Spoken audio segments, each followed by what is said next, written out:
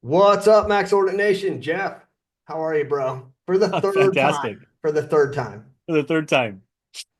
How was your Christmas? Should I say I know how my last 20 minutes has been, or should I say last 30 minutes? So, in our efforts to improve, we are attempting to use AI to transcribe the entire podcast. And it's been a learning curve for us simple-minded brains. What do they call us, single cell brains? I mean, to be fair, it hasn't been a learning curve for me. I'm just sitting here watching you figure it out. I'm not doing anything. Yeah. To to answer your question, my Christmas was great. I had all the girls here. We didn't really travel anywhere, so it was nice. We got to stay home. That's good. That's cool. I went somewhere. Where'd you go? I went to Taiwan. Oh, good for you. Yeah. I went to Taiwan for basically 2 days. The plan was to climb. I was going to go there, get some climbing in, explore the beautiful countryside.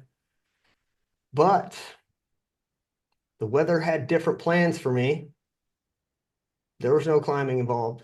I Zero. saw no climbing pictures. There was nothing. It rained the entire time. So it is a cool place, though. You ever been? Taiwan? No, I have not.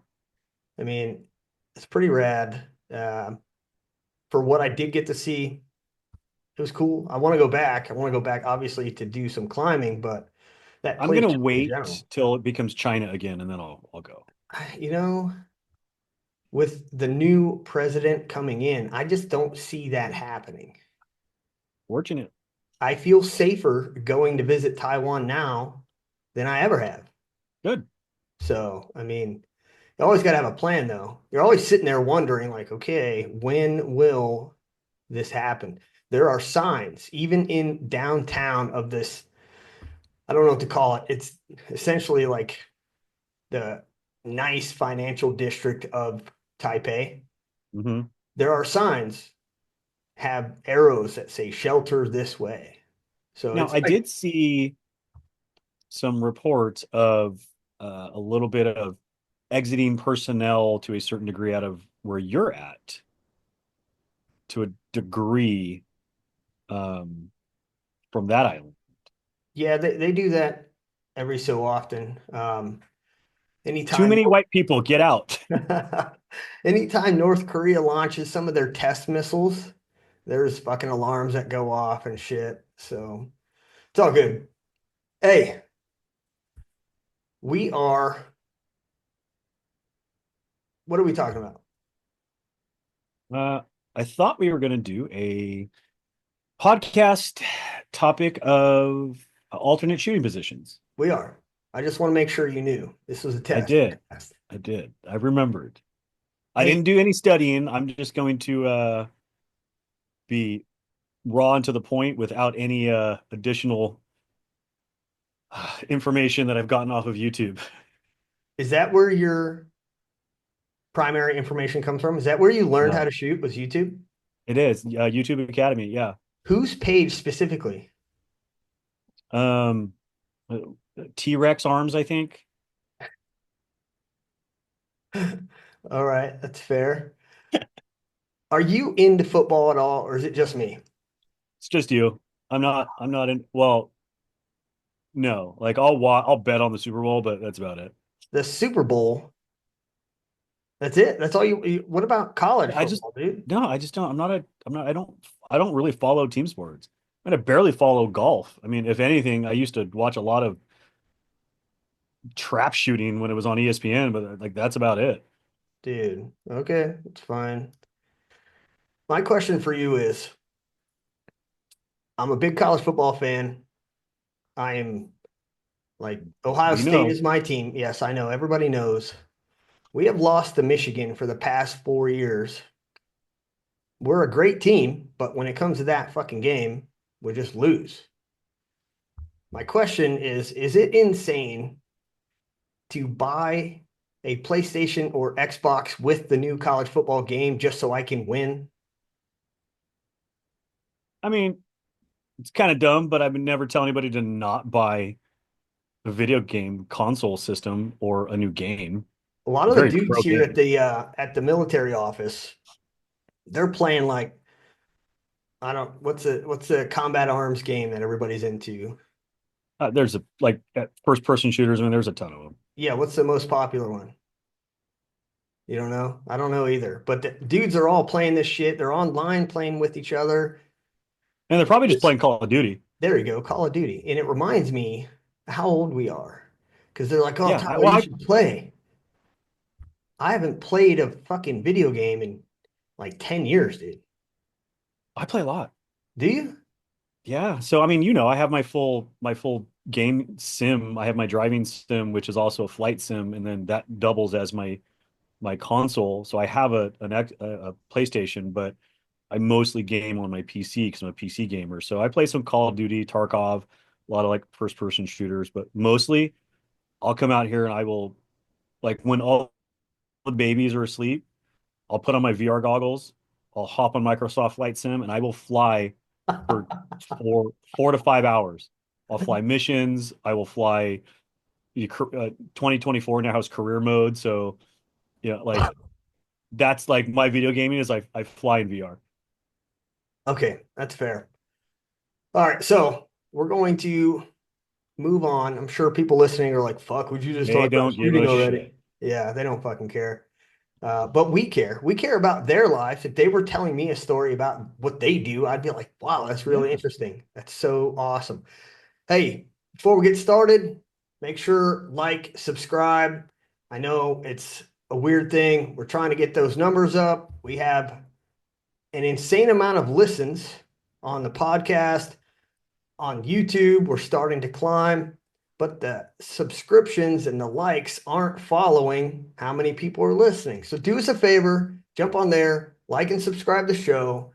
Also, be on the lookout for a new show we're about to introduce, as well as Jeph. You can find Jeff's videos, Savage422, on YouTube.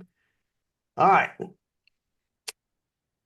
Jeph, this whole alternative shooting position started because I took a video that you went out and you're like, oh, I'm going to do this video from start to finish. And we put it up on YouTube. You taking your rifles out, getting them dialed in, and shooting them out to 1,000. Mhm. My favorite video, right? And I still remember this conversation because let's be honest here, you're not out at the training facility as frequently as myself or the two Nicks. Yeah, absolutely not. And so, and this was a while ago, we've been having some issues with theft and people breaking into the facility. And so I had Diaz move all of the targets because we had some target theft as well. We couldn't leave the targets up. Yes. People were stealing our shit. So now we have these target locations and we take the targets down every time. And so you're out there and you're like, oh, I'm going to go to the range. We're going to film some awesome shit. I'm like, all right, cool. And then I get a text message, but I remember it being too late to help you, or maybe not. Where are the targets? I'm like, I can't find any of them. they're there. And I'm like, they're there, dude. So one of my favorite videos that I cut up from this 7-minute video that you sent me is you driving. You're like, I think we're going to put up the 400 and the 800. I'm like, okay, cool. And then you're getting out and you're like, That was my plan. where are the targets? And dude, I laughed my ass off watching this little short. I'm going to play it for people just because that's how much I enjoy this video. But what was the, what, what was the videographer? What was his reaction when you're like, I can't find any of the targets? So it's funny because they used to be on this road, but we since have moved them to an alternate location. Yes. Unbeknownst to me, I'm on the phone with Paul. He's like, "Bro, I just took them down. They're 3 yards to the right, every single one of them." I'm like, "Nope, nope, nope." I'm like, "Well, here's some steel at 400, like I just found. There's a piece of steel at 800, maybe. I'll try to figure that out." I'm like, no, there's no steel. I have to go steal one from the. I'm Yeah. like, you know what? We'll just figure it out. He's like, okay. Okay. a I, couple targets. I And have to thinking like play this video for everybody just so they can get into the environment of where we were or what we're talking about specifically. I enjoy it. I think it's badass. I like the I don't know I mean, what this. I can drive out there twice a week and I'll still get lost just going there. So You think so? You think you'll my still being able not be able to find it? yeah, no, me just looking for targets isn't any reflection on the how easy they are to find. That's fair. All right, you ready for this? This is it. This is it right here. Set up a couple targets and thinking like just the 400 and 800 target. I also like to know what the targets are. So this should be the 400-yard target right here. I got to find it. My plan has changed. So the goal was to set targets at 400 and 800, but that's going to change because I can't find any of my targets. I Dude, cannot find anything. I can't find any of the targets. When we were out there, you said, I found the 400, and I had gone out after you, and I was looking at this one target pole, and I'm like, who put that? Why is this target here next to this pole? And it's a little guy, it's a little It's four a little incher. tiny guy. And you're like, that's the target I was shooting. And I'm like, it doesn't go there. Why didn't you use the real targets? So you ended up only having that little tiny 400 shooter and 1,000-yard gong, Yep. right? So most of the video is you shooting 1,000-yard gong. But what's awesome about this video is like you didn't really discuss principles of alternative shooting. You just went through your process. And Mm-hmm. inside your process, you covered a lot of things related to your rifle, how you set it up, zeroing, like all of it. But then when you got into setting up your tripod, this was a part that I love because we preach about this all the time, telling people stop setting up your tripod, like posted it on social media, asking a poll, how do you set your tripod up? Do you set it up to fit you? Do you set it up and adjust your body? Or are you one of those awesome fucking guys who is still stuck 15 years ago that puts little marks on the legs of their tripod so they know what height to set it up? And I used to be that guy. Me too. That's how I was trained. And the whole method behind it was let's extend our tripod legs and have marks on them so we can do it quickly. And it's great, right? It works out fabulous when you're on a flat range, when you're in an urban environment, you're shooting from flat surface, it works. But when you're not, that whole plan goes to shit. So what ends up happening is dudes will be on the hillside or will be up on the field course. They'll pull their tripod legs out to their mark. They'll set their tripod up. They'll even put their rifle up on that bitch. And then they start adjusting the legs. And it's like all that time wasted when you could have just held the tripod out, brought one leg down, locked it into place, bring the other leg down, lock it into place, and keep making each individual leg adjustment. It feels like it takes longer, but it's more efficient. And that's how you set yours up. So I Yeah, and loved it. I think one thing that people miss is it's not just you can go to a range and you can shoot off a tripod all the time and maybe you only shoot at a specific like maybe you're just on flat ground. Like Yeah. okay, no big deal. But something as simple as I'm shooting 100 yards today or I'm shooting 500 yards today. Now I have two different targets. Are they different elevations? Well, if they're different elevations, your tripod height's probably going to be a little different, right? Um, so I think what people forget is like, it's not a big like I put marks on it. That's how tall I am. These guys are being super extra. No, if I go in my backyard, which is an extreme circumstance, and I'm shooting rats at ground level, or I'm shooting them a foot higher on the hill, I literally have to change my legs, or I Yeah. don't have a good position. So it's it's when I talk about setting it up, I get into my position of how I'm going to shoot, and I'm aimed down my lane, whether it's down, up, right, or left, and then build it to me. And that's the way that it should be. And the more you practice this, the more efficient you'll become, the faster you'll get at setting this up. So here Yeah. is a clip of you. I can get it to play. Does it want to play? Does it want to play? Jeph, We're what's gonna wrong find with this out. shit, dude? I don't know. We're gonna find out. I, well, we're not going to find out shit because it doesn't want to work. Looks like I just saw something that scares me. It's not wanting to cooperate with me. We're going to have to redo it. I think quick times is not the way to go. I'm pretty sure quick times is not the way to go. No, that's right. You're on a Mac. We had this discussion. Bro, calm down. Hey, Calm I'm down. throw all the hate at me in the comment. I'm on an Android and a PC. Like, hey, roast me. You know, as we continue down this discussion here, I was going to ask you, do you use tablets? Yes and no. You want care to explain? So, I I used to quite a bit, just for general work, and then I found I don't really need to because I have my laptop is sufficient. I had a tablet for a little while because some very specific software I had would only work on an iPad. Okay. Um, and then they have since changed that. So now it works for my Samsung tablet. So now I use my Samsung tablet, but very little, like very, very little, once every 6 months. If you were going to buy a type, or sorry, not a iPad, an iPad, would you go with Android or would you go with Apple?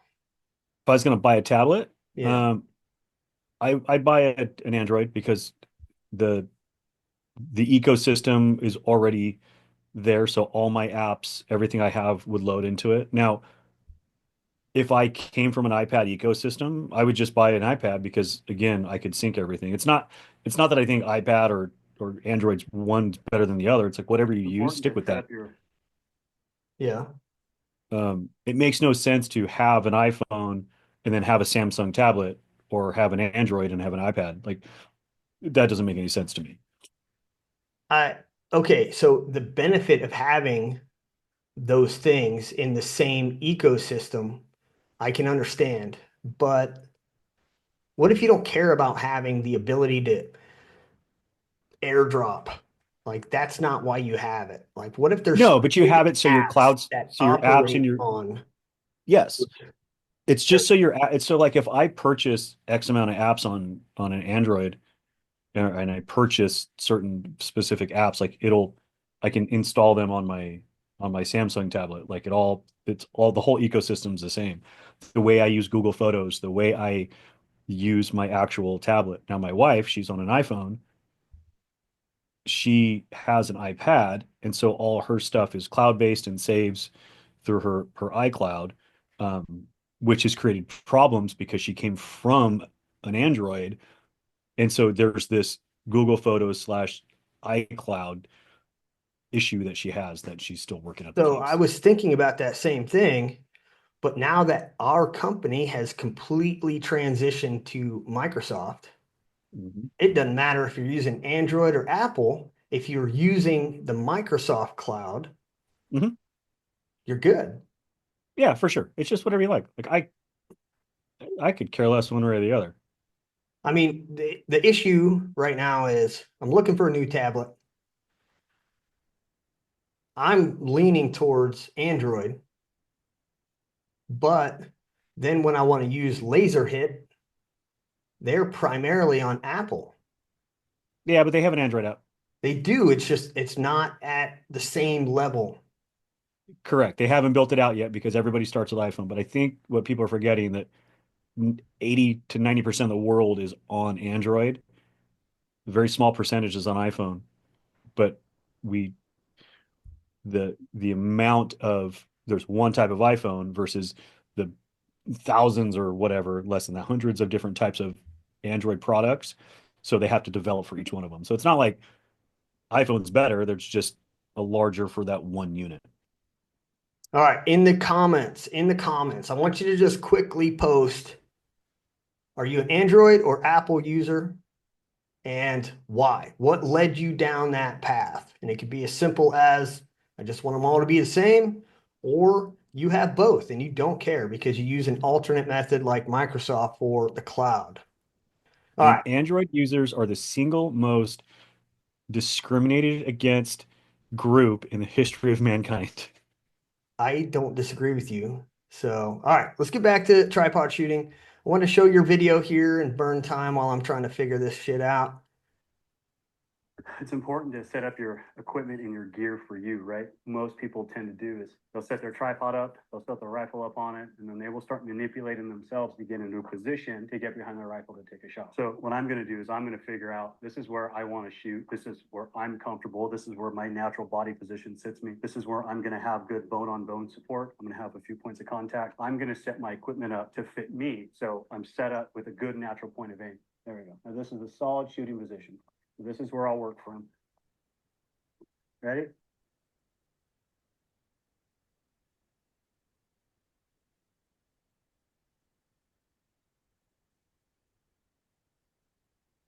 Oh, hit the plate. So my next distance I'm going to shoot is going to be There you go. 1,040. So that was, I didn't ask you to do that. You just did it. You just went out there, said, I'm going to set my shit up and this is how it's going to be. Yeah, I mean that's part of my process, right? Like it's no different if I'm out hunting when I set my tripod up. One of the, we talk about having elbow support, right? Like a classic position for me when I set up my tripod is get out, get set up, and make sure that I'm in the setup where my elbow actually touches a mirror because it gives me just enough to I can rotate around that for a larger uh, field of fire. Um, so I'm used to just going through my process to set a tripod up Yeah. because it's because I do it so often. I because I do it a very specific way. It's fast for me. I don't disagree, man. So we're going to talk about the 10 foundational principles of, I call it alternative shooting, Mhm. positional shooting, whatever you want to call it, right? But it's some type of supported position where the rifle's being supported by something, right? So the very first three are the basis of all principles, all fundamentals of shooting. These are the first three. So you got bone support, muscle relaxation, natural point of aim. And you'll find that these 10 foundational principles all fall inside these three primary fundamentals. So why do we have to line them out individually? Shouldn't they just fall? Like when I say bone support, I shouldn't have to have a principle that says try to support the firing elbow. But if you don't specifically name it, Mhm. it just it leaves, right? 100%. It's kind of like you don't know what you don't know. And so us as a training company have established these 10 foundational principles of shooting from a supported position. And the first one is going to be bone support. So using the skeletal structure to build a position. Now, when I talk about bone support in general, I'm just putting it out there as whatever position you're in, you want the solid part of your body to be what's holding you in that position. If you're in the standing, you're going to lock your knees out, or you're going to rotate your feet slightly inward to create a natural knee lock, right? Now, from ground to hips, you have a solid position. Hmm. Now, what you do with your hands, right? If you're, saw you shooting, you're still reaching down and you're grabbing the tripod with your non-firing hand. Cool. So when you turn that thumb upside down and lock it on the tripod leg, now you are locking out that non-firing elbow and you're creating a rigid path from you to the tripod. Now the rifle's connecting the other side of your body. So when you're behind the rifle and you've got all this set up, from you, rifle, you are bone support. From hips, ground, you are bone support. That just leaves the midsection, right? Hmm.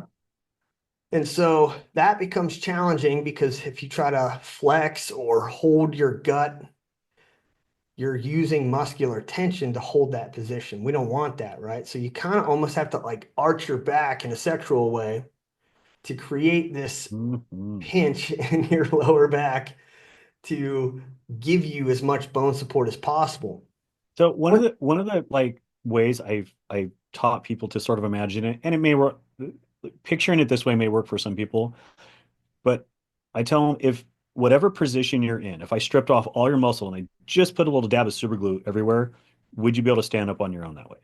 Is Yeah. your muscle, are your bones physically supporting you without your muscle having to hold you in place, right? Is everything this way and nice and stacked? If the answer is no, because you're kind of like this, then reposition yourself. So the biggest one we see it in, right, is the kneeling position. I Yes. see it in the seated sometimes with the kneeling, right? Dudes will get into the kneeling position. They'll have the elbow supported. And then when I look at them, I'm like, okay, I want you to close your eyes. Close your eyes. And I just want you to relax. And like I'll rub their shoulders, smack them on the head a little bit, whatever it is. And what you'll see is that when their eyes are closed, their body It starts sinking. will sink. Yeah. And then I'm like, okay, open your eyes. And they open, they look through their scope, and then I'm like, where are you aiming? They're like, at the sky. I'm like, that's because you're holding yourself up. You got to relax, right? You got to get that slouch in you and let your bone structure do the supporting. So when you have bone support, right, and this is kind of like a checklist you can go through, is build the bone structure you think, right? Because let's go back to I'm a new shooter or I'm very amateur and I don't know what I don't know. So build your bone structure. Relax the muscles, right? Try to build the best position that you can. And now start working on natural point of aim. But I want you to do it on a two-dimensional plane, right? First, when we think of natural point of aim, typically we only think left and right. But what about vertical? Mm-hmm. You got to think about vertical, right? So how do we control those? Natural point of aim, and just to be clear, I know I'm going to fucking cause a stir here. Natural point of aim is not body alignment. That is how you control natural point of aim. Correct. But proper alignment does not affect your natural point of aim and your ability to achieve it. If you are one of those guys who says, I'm straight behind the rifle, I must have natural point of aim, that is wrong. Because natural point of aim has been around since we've been shooting fucking guns. When you think about like, I don't have any experience in NRA high-powered rifle matches, but I have a lot of experience on having to qualify every fucking year at the Marine Corps rifle range. And the way we used to do it was there was no bipods. It was you, a magazine, a fucking rifle, and a sling. And you're shooting at 200, 300, 500 yards. You have to use these principles, right? And Mm-hmm. I'll tell you right now, when I'm in the standing at 200, my chest and my body alignment is not facing the target. No, and I think a good example is that little video that you put together, us shooting the was the freehand Yeah. standing. I mean, that should show you enough that like natural point of aim comes with all kinds of funky body positions. Natural point of aim is you and the rifle and how your connection dictates where you aim. You could have the worst connection in the world. You could have the shittiest position. There's still going to be a natural point of aim where the rifle wants to aim based on how it's connected to you. Correct. And you have to find that. So you build your bone support, you try to relax your muscles, and then where does the rifle want to go? And I know it's a hard concept to understand, but you just have to relax and allow the rifle to aim where it wants to go. That's telling you the answer. It's kind of like when we say, what's your win call? It's just a guess. Until you shoot that bullet, we don't know what the right answer is. Until you've done this 20,000 times and you've established perfect natural point of aim and all of these fundamentals, you have to check it. Mhm. So build your position, relax, close your eyes if you have to. When you open your eyes, where's the reticle? If it's off to the right, that should tell you that your body needs to shift right to bring that muzzle left, right? Because your pivot point is going to be whatever is supporting the rifle. If it's bipods, that's your support point. If it's a barricade or a tripod, that's your support point. So to adjust the muzzle, you have to adjust the backside. But we're only thinking one dimensional right now. What if you're vertical? What if you're over the target? The quick fix and the wrong fix is let me just lift my shoulders. By lifting your shoulders, you're bringing the muzzle down. Squeeze my bag a little harder. The proper fix is move your ass closer to the support, which in turn lifts the buttstock and brings the muzzle down. Yeah. And that's the vertical, that's the two-dimensional plane I'm talking about on natural point of aim, is not just the moving left and right, but moving forward and back to adjust your vertical aiming point, right? Because that matters for as sure. well. We used to use a sling for this. We'd attach a sling to the front of the rifle, it'd connect to our belt, or we'd wrap it around a tripod leg, and we use that to keep the muzzle flat. So now you only needed to focus on left and right. And it's Yeah, it's funny because I still have my old sling, which has a cuff built in that I would clip onto yes, my arm, right? Like yes. I rocked that stuff for years. Oh, dude. I mean, what we were doing to try and bring the cost down, because there's people making slings out there. We would buy one of those adjustable Magpul slings for like 25 bucks on Amazon. Mhm. And then we'd get one of those, it's not a rivet, but it puts a grommet hole. Yeah. We'd get one of those tools and we put grommet holes in the back side of the sling and then put a little carabiner on there. And now you have essentially a makeshift adjustable sling that costs you $30 Yeah. versus, the 150 that some of these other companies are charging you these days. Yeah, for sure. And so you could use a sling to take out the vertical movement and also force your natural point of aim to be where you wanted it, right? But it's kind of like shooting from the prone and I say, give me your rear bag, you're not allowed to have it. And you're like, but I need it. No, you don't. If you build your bone support the right way, you don't need a rear bag. A rear bag should be an additional support. You shouldn't be relying on it to take that shot. Yeah. And I've zeroed before where I'm like, fuck, I don't know where my rear bag is. I don't fucking care. I just need to check my zero. I lay Yep. down, build my elbows, get my right position, breathe, check the target, adjust, check the target. And then once I have it, I just zero with no rear bag. And people are like, that's probably not a good zero. Why? Why isn't it a good zero? Because I didn't use a fucking rear bag? If I'm fundamentally sound, I shouldn't need it. So those are the top three, dude. Bone support, muscle relaxation, natural point of aim, and they apply to every position that you're going to shoot in. You have to know what you're looking for, and you have to be real with yourself, right?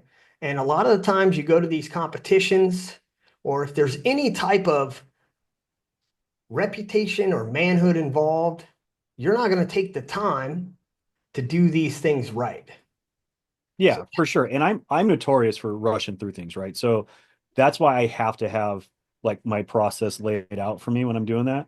Because I think later in one of the videos you'll see like I get behind that and before I pull the shot, I'm like, I'm gonna close my eyes, I'm gonna take a breath, I'm gonna open my eyes back up just to make sure I'm still where I'm at. Because yeah. I I know my tendencies and my bad habits, and mine is to just muscle it and send it sometimes. So I force myself to go through a process. Isn't that everybody's tendencies and bad habits? Oh, for sure. Yeah.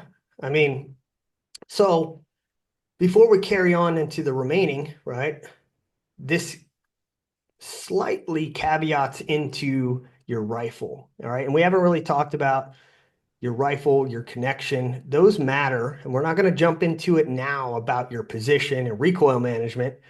Natural point of aim helps you aim at the target naturally. And there's little things you can look for. When you're staring at your crosshair, whatever position you're in, if you see a little tick, a left and right tick, look at the primary direction that that tick is going. It's Yeah. telling you where your natural point of aim is, and you're forcing it to go somewhere else.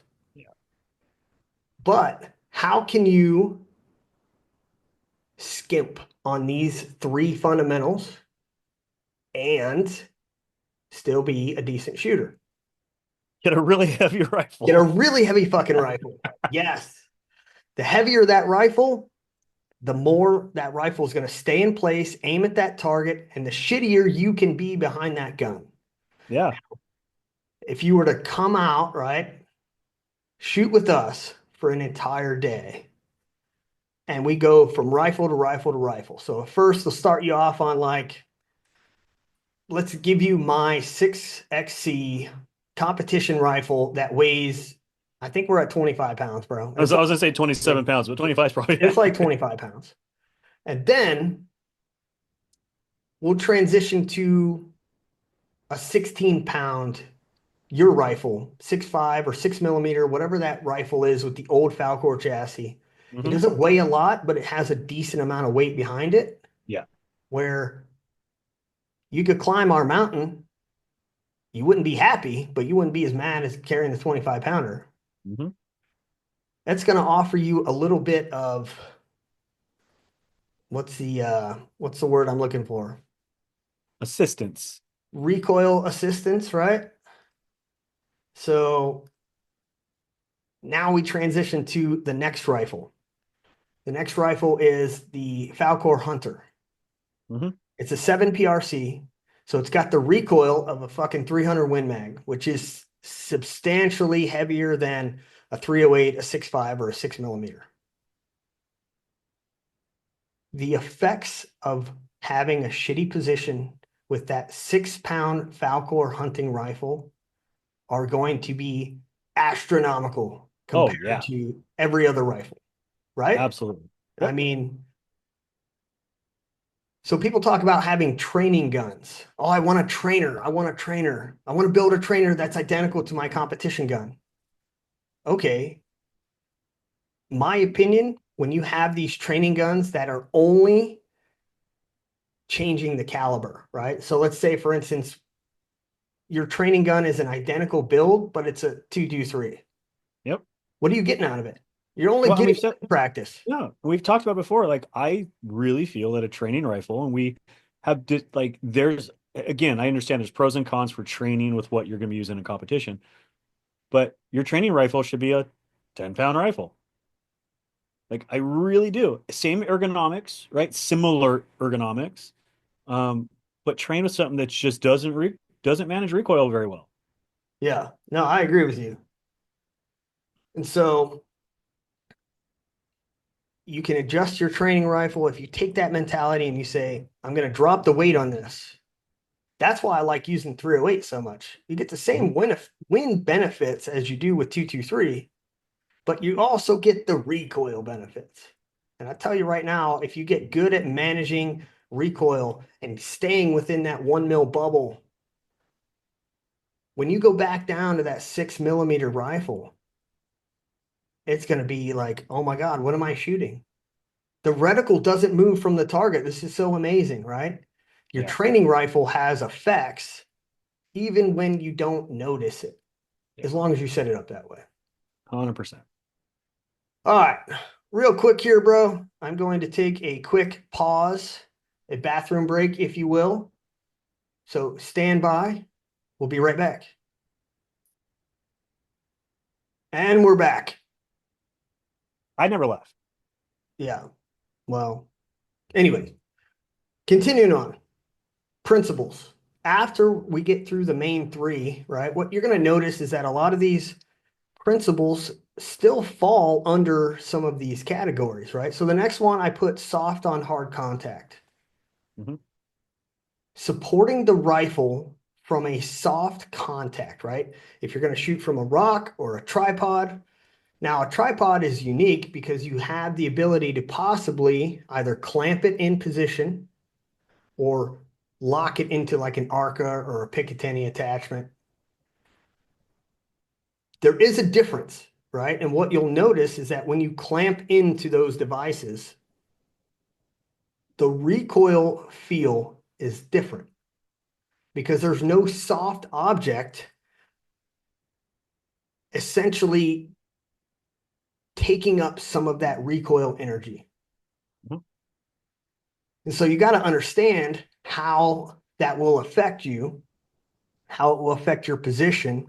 So whether you're shooting from a tripod or a position, you want to have some kind of soft object to throw up there between you and the object, the rifle, to help stabilize the rifle, not have any hard-on-hard contact points, because those contact points will not just influence how you feel recoil, but they'll also influence stability.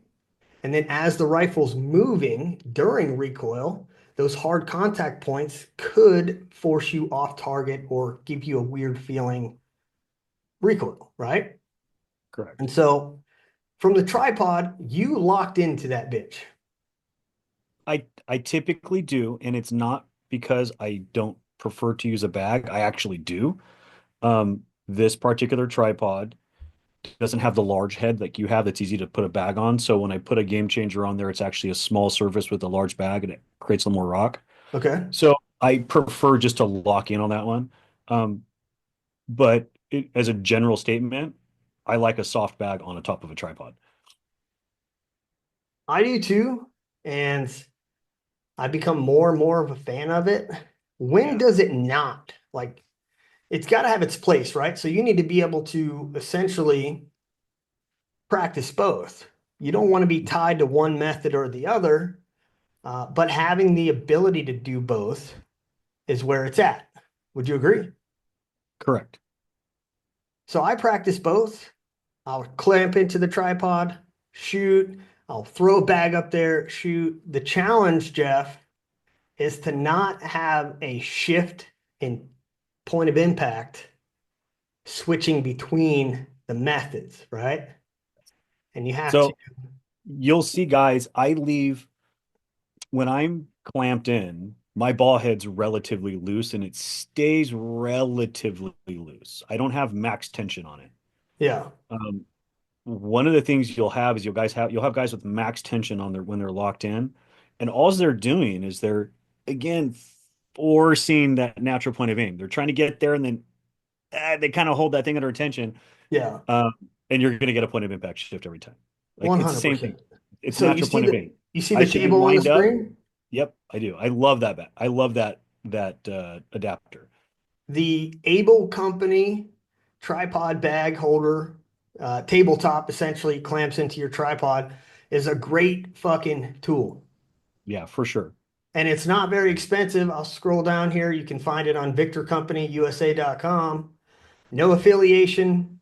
Just I know those guys. I know the people who put this product out. 175 bucks. Yeah, that's cheap. Worth every penny. Every penny. And what I like about that one is it's low profile. It's super. It's no taller than my Orca.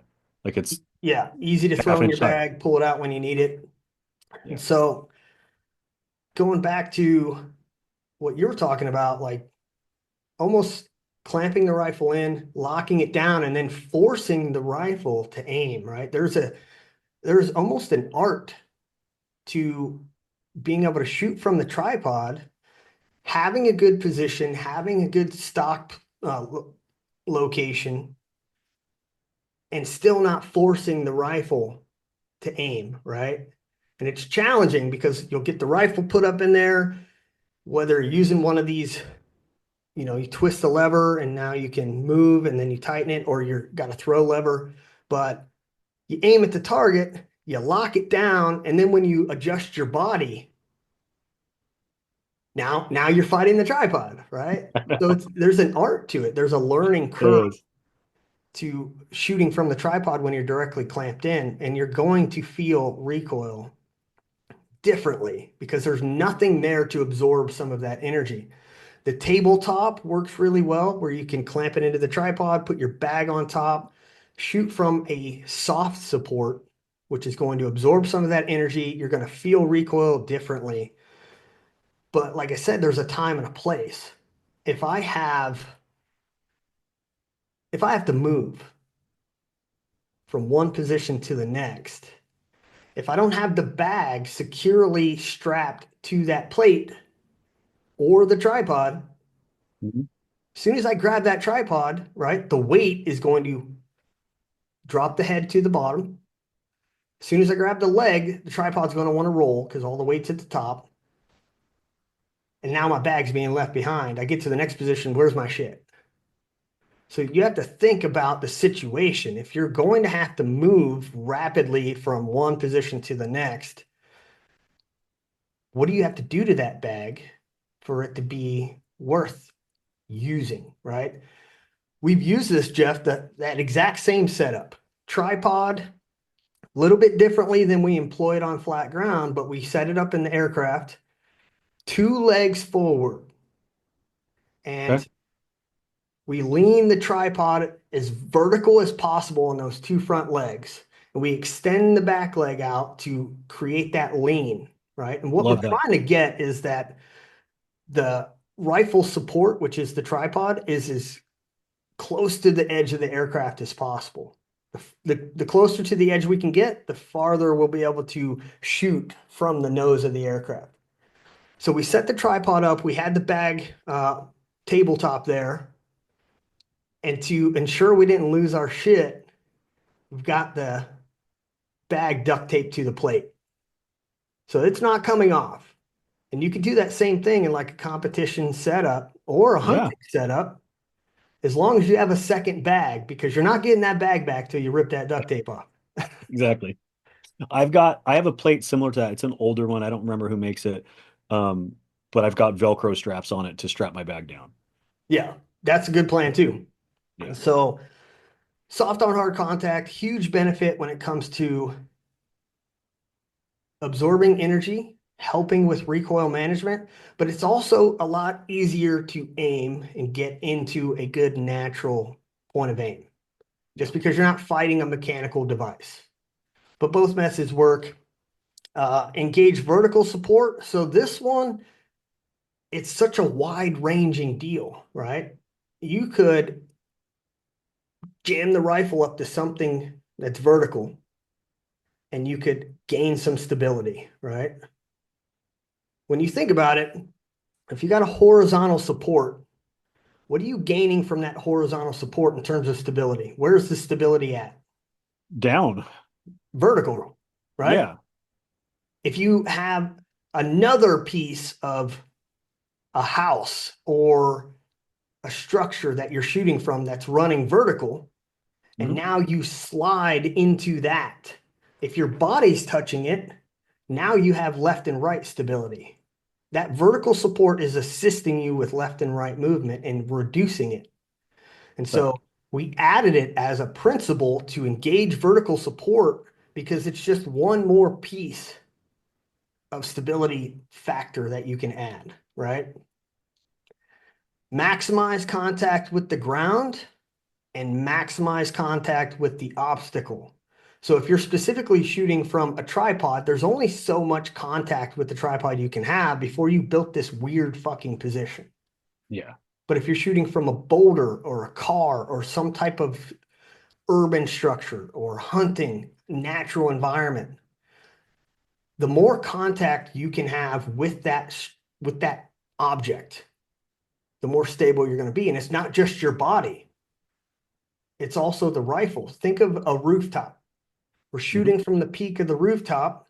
I throw my bag up there. Now I got my rifle on it. If I slide my rifle forward, I get on target, slide rifle forward, and I get the magazine as another point of contact. And now I've got the stock of the rifle on the bag. I've got the magazine pushing into the roof, creating a second point of contact.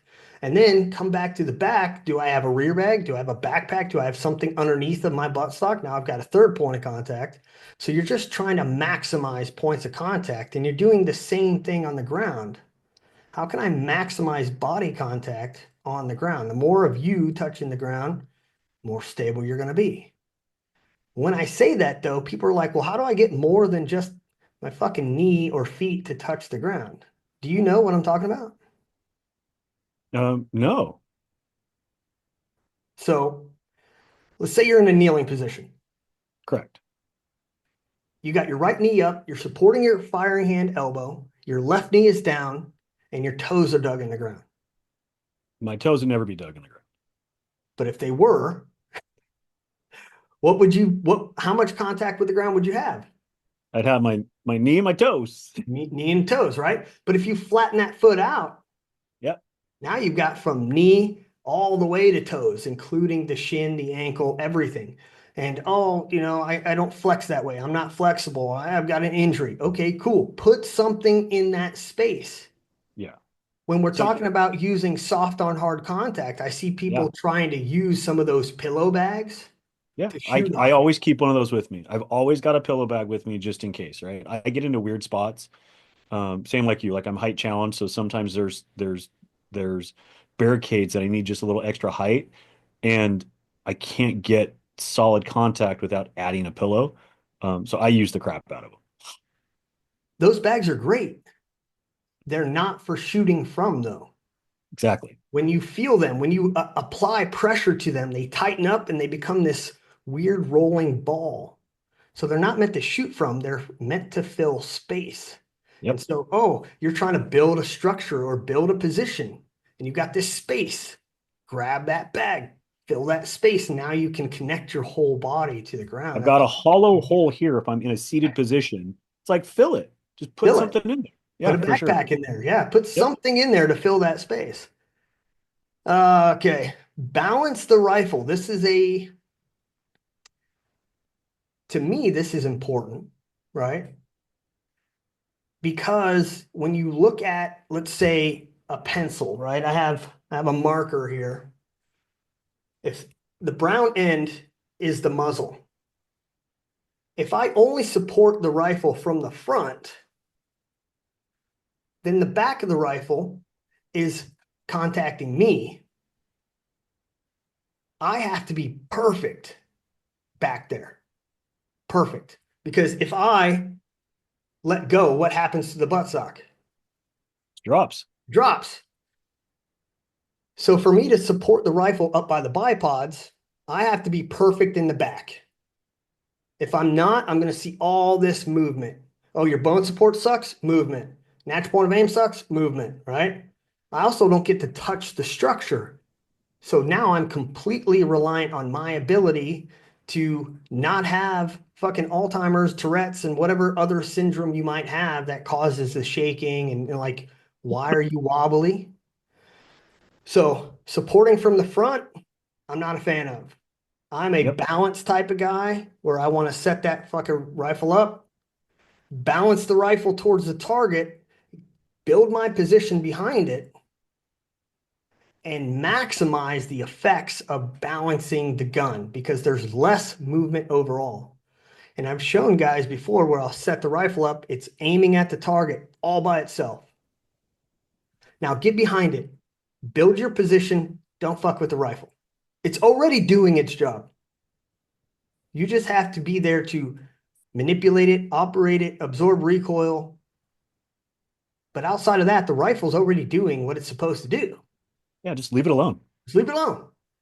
Right. And that's the challenging part is building a position to not change that rifle. Because once you connect your body to it, where's your natural point of aim? Your natural point of aim could be gone. It could be somewhere else now. Right. And so balance is a huge one for me because there's less influence required from you as the shooter. You still got to have some influence, but it's not the same amount. That rifle's not dependent on you to hold itself up at this point. It's just Yeah. dependent on you to operate and use it. Balance Yeah. is a huge one. And we just like I think me and you just filmed a video which I haven't put out yet, but part of the reason why I did that and it was just adding a longer forend to my competition rifle was because I needed to add a little more weight to it because I don't like adding a ton of weight, right? I don't want super heavy rifles, but I needed more weight for it because it just wasn't balanced. Um, and just adding that longer forend, a little bit of extra weight to it, moved to that balance point so much in such a better place, Yeah. just with a little bit of weight, not a ton, just a little bit of weight forward, and it just made it perfect. I was there for it. I remember you putting all the stuff together, and the balance point is important for sure. And being able to balance the rifle, not just from supported positions, but think about you got to take an unsupported shot. Having balance kind of centered over your body where you're trying to hold the gun is a lot easier than, a rifle that's muzzle heavy and you're like, ugh, right? The more muzzle weight you have, the more you got to lean back to compensate for that problem. So balance is a huge one. Support the firing elbow. I usually name this one first because of how important it is. And That's one of the most important ones for I me. tell all the students, I'm like, when you are looking at a position, you're like, I'm going to run over here and attack that position and shoot from it. You should be thinking, as soon as you get there, how do I get the elbow to touch the ground? How can I get my elbow on this wall? Anything, right? And I usually reference, how do I get the elbow to touch the ground? If I touch the wall, is it contacting the ground? Yes. Okay, great. If I'm in this position, is my elbow touching the ground? No. How do I get it there? Well, I could go single kneel. Okay, cool. But I'm still short as fuck. So elbow's not touching a knee right now. How do I get it to touch the ground? Well, I got to fill that space, right? It's like chain links. You're building Legos, chain links, however your brain needs to think about it to get the elbow to touch the ground, whatever way that is, because that is where all of your stability is. If there was one principle out of this list of 10 outside of bone support, which supporting the firing elbow is part of bone support. Yep. But if there's one item that I would say gives you the biggest advantage for stability, the biggest enhancement, it would be support the firing elbow. Agreed. All your stability lies inside getting that elbow to touch the ground. And then we have utilize the non-firing hand. And this one is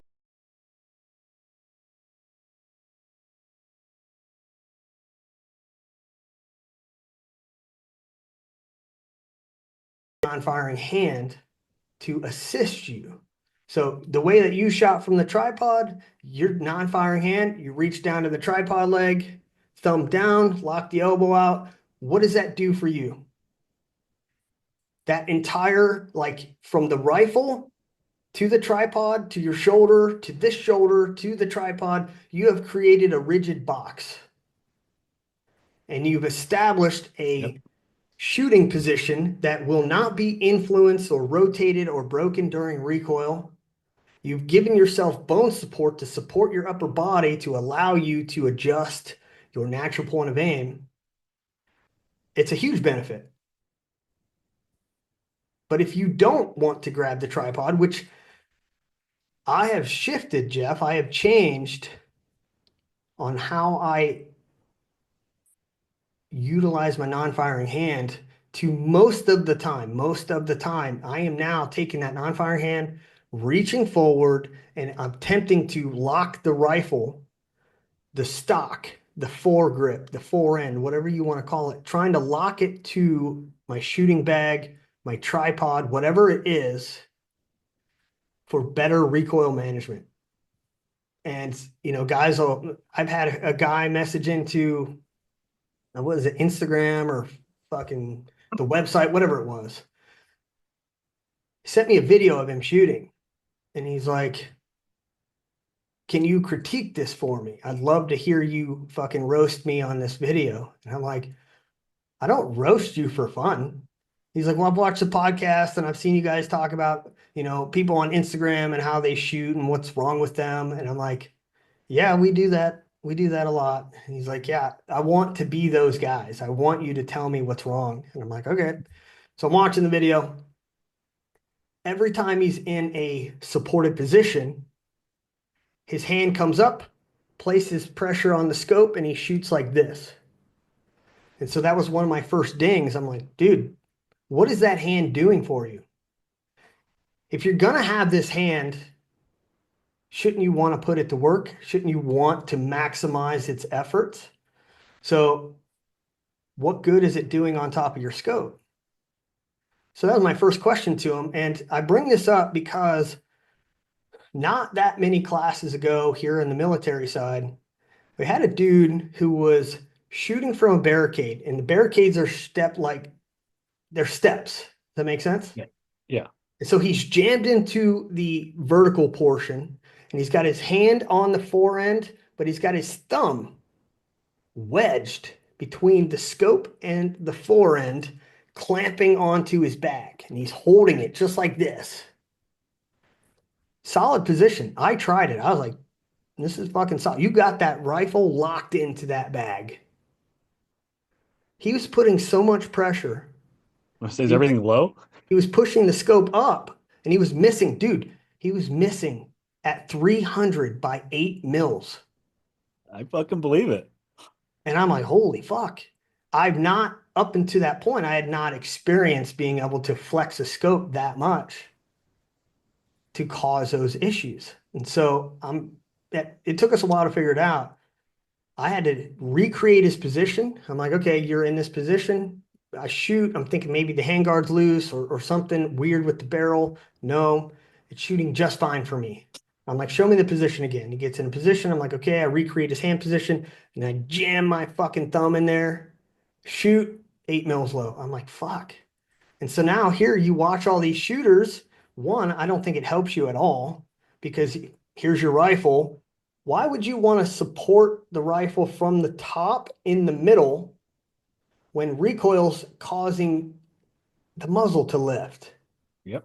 So holding the middle of the fulcrum point, expecting to manage recoil better is fucking asinine. It's like we didn't learn anything. I mean, I didn't learn any of this shit until I was older in life and I actually gave a fuck. But I'm telling you, Yeah. if they would have in school told me all of this shit would apply to shooting rifles, I'd have listened more. But you can't manage energy at the muzzle from the middle of the gun. Yeah, I mean, even years ago when I used to just use a sling off a tripod, you're not. It's not like you're holding the gun at the middle of the fulcrum point. Like you have it on that front sling attachment, pulling it into your fucking belt or into a kill strap or something. So, Yeah. like, since the dawn of time, that's where you mitigate the recoil from. You take these same guys who are holding the scope and you say, hey, I'm going to give you this AR, this combat AR, lightweight, and I want you to just go through a quick fucking CQB drill. They're like this. Yes. And I'm like, okay, why is your hand way out there? They're like, well, I want to manage the muzzle. Okay. So why isn't your hand out there on the bolt gun? Why are you holding here? Why aren't you holding the magazine well on the AR to mimic what you're doing with the bolt gun? Yeah. And it's like a fucking light bulb goes off. Like, oh, fuck. I don't know. So reach down the rifle. For me, I get massive benefits, recoil management, holding the fore end, managing the muzzle, and assisting with trapping that rifle to the bag so that I'm reducing felt recoil to myself. No, that's smart. That's a good move. And so I've kind of walked away from taking my non-firing hand and using it on the tripod leg just because that's been a really good method. Now, have you found that during setup it alters your tripod position setup? Because I feel like you would just need to drop a little bit lower to do that. A little, yes.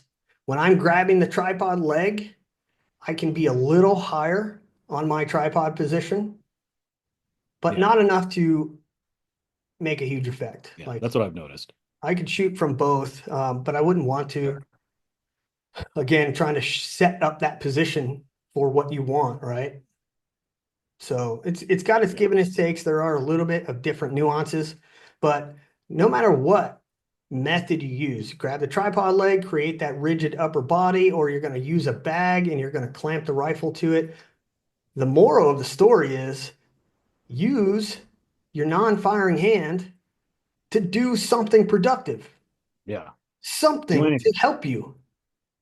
You know, it's like I like watching it's not just new shooters. I wish I could say it was new shooters, but I see military dudes all the time trying this shit. I see cops trying to do it, SWAT operators. They'll throw their bipods up on an object and they're in a kneeling position and they're just holding the buttstock and they're all up in this tight little ball. And I'm like, the fuck are you doing? Or they're not on the bipods. They have the stock resting on the barricade and their bipods are jammed in. I'm like, what are you doing? And they're like, well, I've got a good position here. I'm like, you have no support. You have none. Zero. You're just holding the buttstock, hoping that you can keep it on target as you press. Yeah. Well, it's giving me a lower profile. The fuck it is. Yeah, I get guys that'll be in that position and they'll reach their hand out and then they will grab the barricade. What What are you doing? are you doing? Yeah.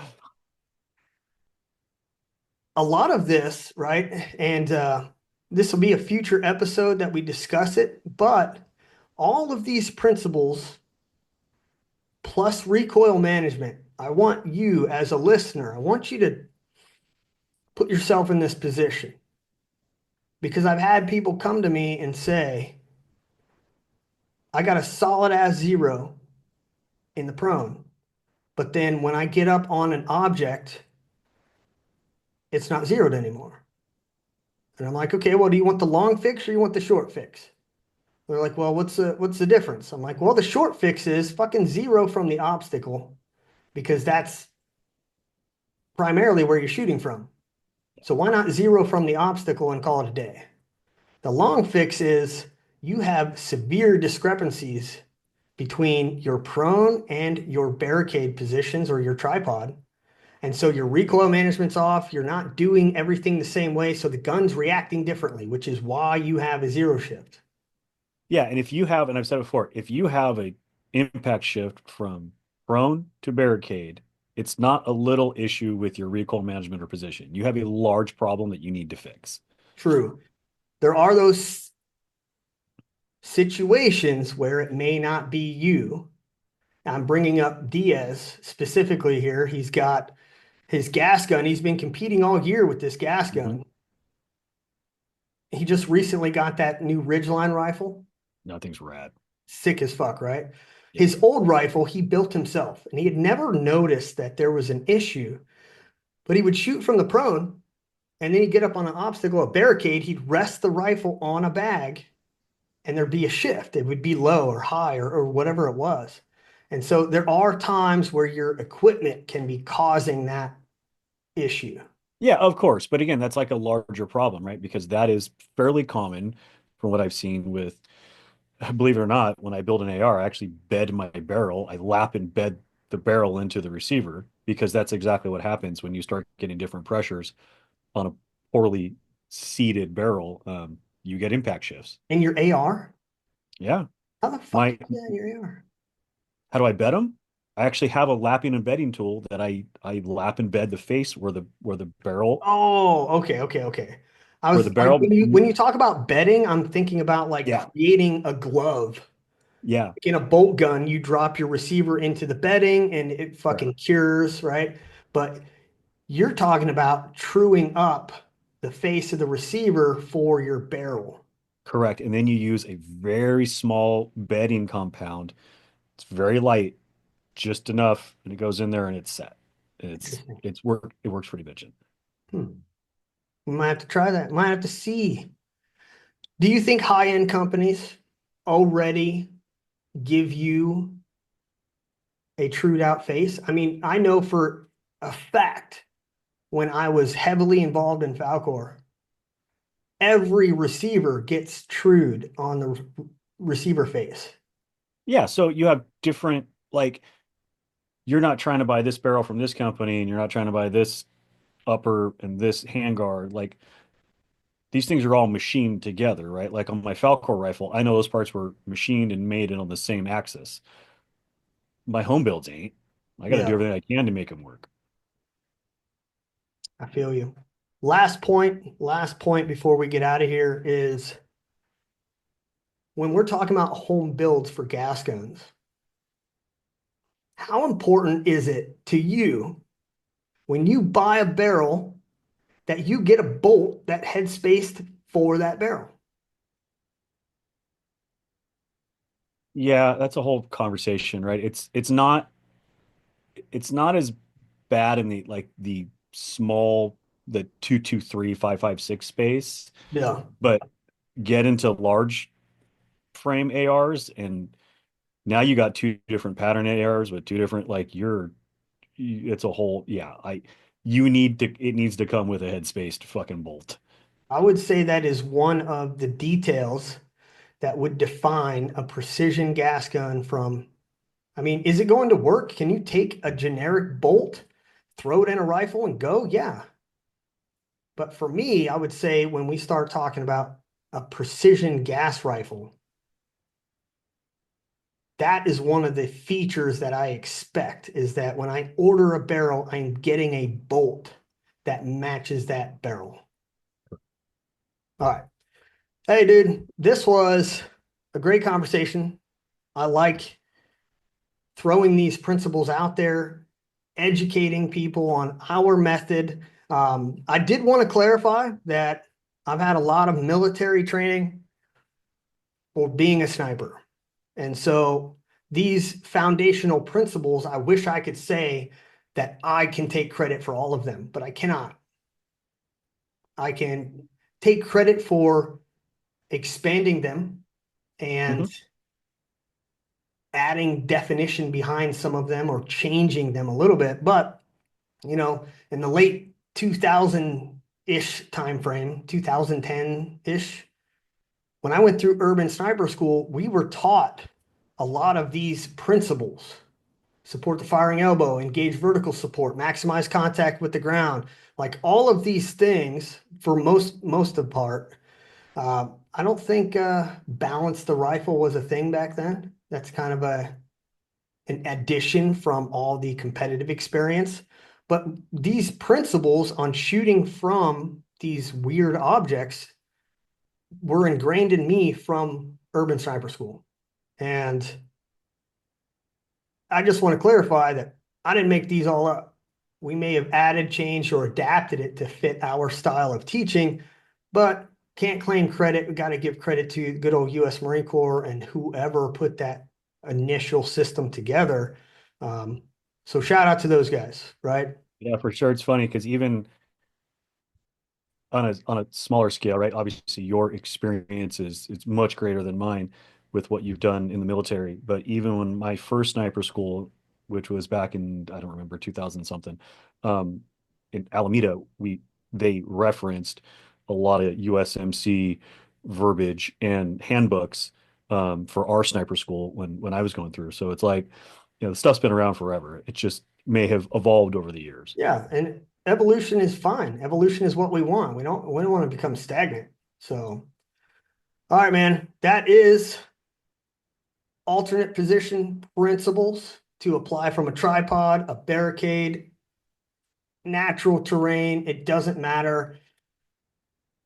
So when you're looking to improve your shooting from these positions, it doesn't matter the position. It doesn't matter if it's a 55-gallon drum, if it's a big ass boulder, it's a tree. It doesn't matter. You are looking to use the principles, live by the principles, and you can shoot from any structure.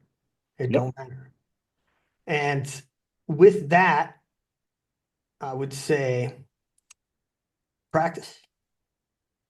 Don't always expect to achieve every fucking principle. It's not always possible, right? We want bone support.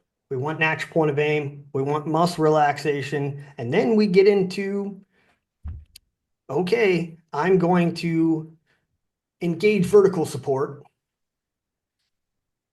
contact my elbow to the ground via this method. But if I do that, I cannot maximize contact with the support. And so now you got to weigh. Well, do I want to support the elbow and hit this vertical? Or do I want to maximize contact with the ground or with the prop? And you have to make a personal decision on which one is going to be more beneficial for you.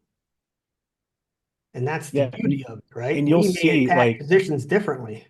That's why at matches, at competitions in real life, there's different barricades at every stage that people have to handle differently. And, you know, I've shot tire barricades that I've watched five guys walk up and hunch over the tires and get set up, and this is the position they chose. Yeah. Whereas I've hopped inside the stack of tires because that was easier and made more sense for me, right? You make a personal decision on what works for you and what you're willing to give up, because I would say 99% of the time you don't get to achieve every single fundamental in real life. You have to pick which ones you're willing to kind of fudge on a little bit and which ones are more important. Yeah. And that's the beauty Uh, of it, right? We just live yeah. by those principles, but I can't say you're wrong unless you just miss and suck and have a shitty position. But if we're both living by those principles, your your choices may have led you to shoot X. My choices led me to shoot Y, but they ain't wrong. They're just different. Yep. They both encapture uh, the principles which we're talking about. So that's what I love about it. I could talk about this shit all day. I could watch different videos, evaluate people shooting. Like this is probably one of my most favorite things is being able to look at people's positions and say, why didn't you do this? You didn't do that, right? And that's where videos come into play. I love watching myself. I love the Instagram videos that we pull up. We're like, oh, look at this. We can talk about this shit. Like it's It's one of educational. my favorite things to teach when I'm doing it, because it's so easy to walk up to somebody and be like, you look uncomfortable. Like that just doesn't look like you could take a nap there, right? And that's sort of my litmus is, could you nap there? Because if you can't, then you should probably figure something else out, right? So it in our minds from the outside, it's like it's a really easy thing to point out and teach. Yeah. But for some people, like people that are new to learning this, it's not so easy. And really, those fundamentals break it down. Just do these three things. Focus on those three things, and then get nuanced on the rest. Yeah. Um, so 100%, dude. Well, it was a great episode. I appreciate you guys sticking with us, following along. We're about to be at the new year. It's about to be 2025. Jeph, I have approximately 2 months to get through. I'm just trying not to die. fair. Paul has predicted that I would not live past 40 years old, and in 2 months, I will have broken that curse. Oh, I still agree with Paul. You still agree with Paul? Yeah, I do. So I need when you is to it going prove to me happen? wrong, but Is it going to be while I'm flying home, or is it going to be at the range? Like, I don't see myself doing anything crazy that will get me killed between now and then. oh no, you're gonna go to the gym by yourself at 4 a.m. and fall underneath a plate. It's fair. Yeah, Okay. that's that last snatch isn't gonna work out for you. All right. If you guys can like, subscribe to this video, go check out Jeff's page, Savage422. He's got a lot of cool shit on there, not just shooting, but dude shit, bow and arrows, archery, cars, bikes. He's got some computer shit that he kind of dabbles in. So it's a page for dudes to go and check out shit that he gets involved in, right? And I love doing it, Jeph. I'm not gonna lie or fucking beat around the bush here, but your life is very interesting, and the things that you just randomly get into, I'm like, this most interesting man in the world, dude. You should have your own beer. It's chaotic. Yeah. Chaos is how I like to live. So we got some cool things coming up for 2025. If you're not a Patreon subscriber and you want to see what we offer on there, right now we got some dedicated training videos, PowerPoint classes that have voiceover for precision rifle training. Go on a Patreon, check it out. It's patreon.com/maxordinate1. We'll be adding more content. We're trying to get our, what's the word for it, Jeph? Online learning platform Yes. finalized. It's just, we want to do it right. We don't want it to just be a video of some random instructor talking, but interactive, educational. You get what you pay for type situation. And so it's taking us longer to get that put together, but we're excited for it. Jeph, we'll catch you at least 2 more times before we ring in the new year. We got Yeah, another at least. episode with you and me. Mhm. And then we've got our 2 special guests, Diaz and Bert, Yeah, coming up. talk about their new podcast platform and what they're about and who they are. And I think people are going to enjoy it. So Yeah, I'm excited for that one. Like I said, it's going to let me talk about some stuff that we don't really chat about because it's not really relevant to this podcast. So I'm pretty yeah, excited. And then I think our next one where with us, I'm excited too because I really wanted to get into applying the fundamentals of alternate shooting positions and stuff, and then into our hunting episode. So some cool episodes coming up. there it is. Jeph, till next time, brother. Everybody else, have a safe holiday. We'll catch you later. Peace.